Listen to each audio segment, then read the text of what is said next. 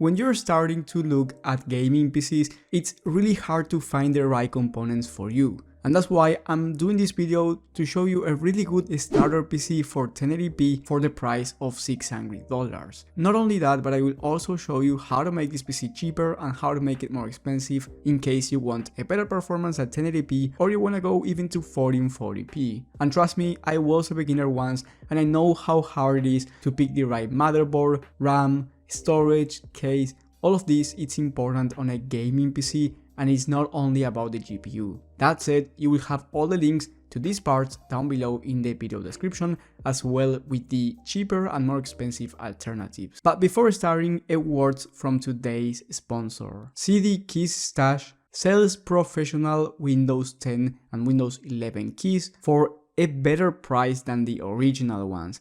Let's take for example the Microsoft Windows 10 Pro key. You can get it for $20, and after the coupon code that I will leave you in the video description, you can get an extra 10% off on your order. And I'm proud to work with them because I see a lot of people making the mistake of buying the original Windows 10 and spending $100 for the same exact thing, so you can get it for $90 less. And the best part is that, let's say your total budget is $1,000 and you were going to buy Windows 10 for $100, you can use those $80 to $90 extra dollars that you have to improve your gaming performance, and you get the same Windows 10 or Windows 11. Remember, you will have a link in the video description with the coupon code as well.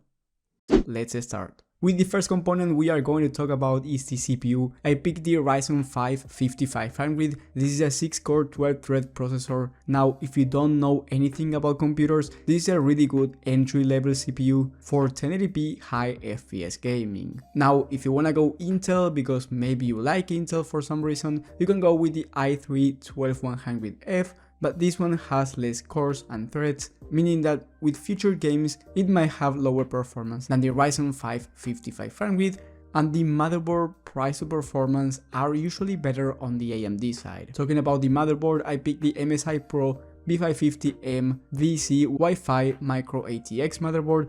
This one is $110, it has Wi-Fi included.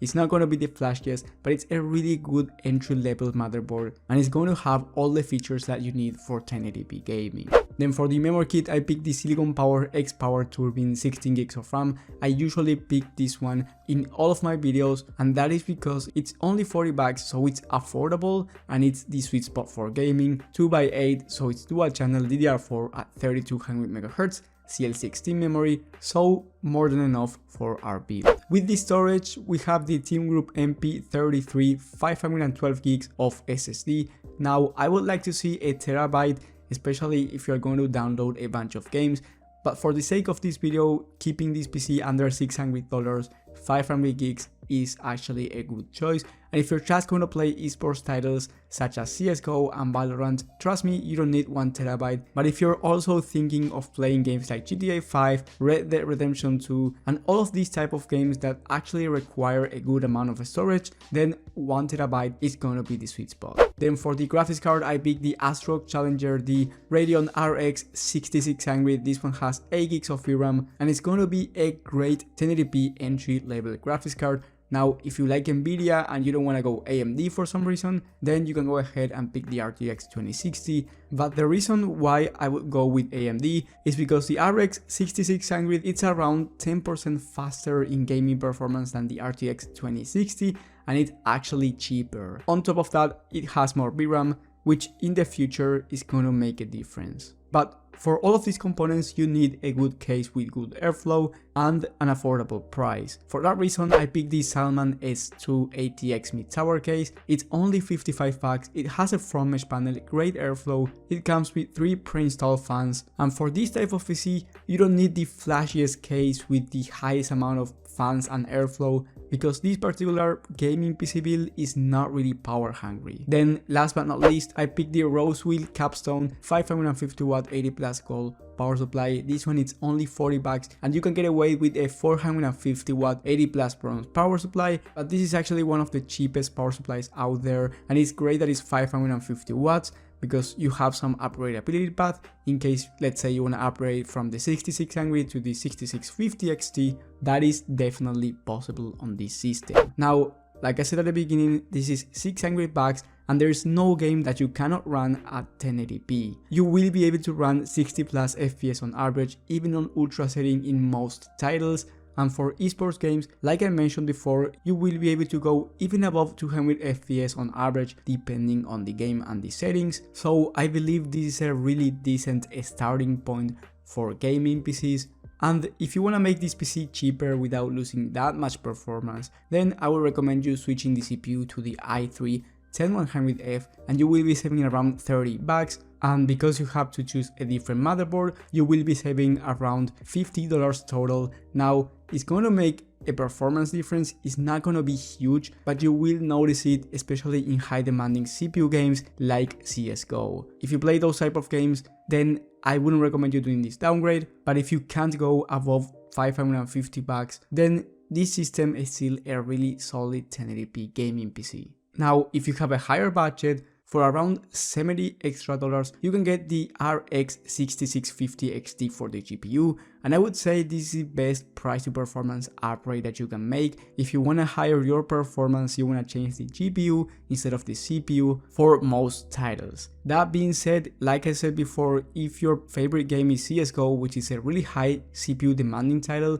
then you want to change the CPU to the Ryzen 5 5600 and you don't have to change the motherboard, and the price difference is only around $20. So if you have $700, you can make both upgrades and going with the Ryzen 5 5600 and the RX 6650 XT, which will allow you to play super high refresh rate 1080p or even 1440p. By the way, if you want to see the best value 1440p gaming PC, click in the top right of the screen and you will find a system like this for 1440p. So let's recap before finishing this video.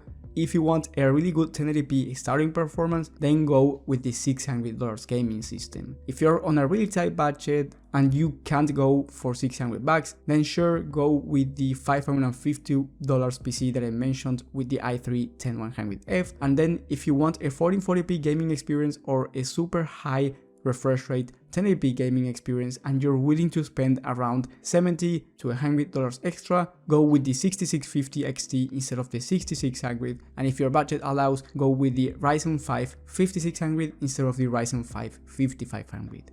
And oh, by the way, if you even have more money, then switch the storage for around $20 to a terabyte of SSD, especially, like I said before, if you're going to download a bunch of games. If you got lost, don't worry about it, you will have all of the alternatives in the video description. So if you're a beginner and you're still not sure about each component, then don't worry. And not only that, but you can ask me in the comment section. I try to reply as fast as possible. And as you can tell, I reply to almost all of my comments when I have the time to. So feel free to give me your budget and your goals with this system, and I will send you a system or I will send you my feedback on your particular question. And please leave a like and subscribe, but most importantly hit that bell button so you get notified when I upload the Christmas deals. You want to stay tuned for those deals because they are going to be awesome. Thank you guys for watching, thank you for your support, and I will see you on the next one.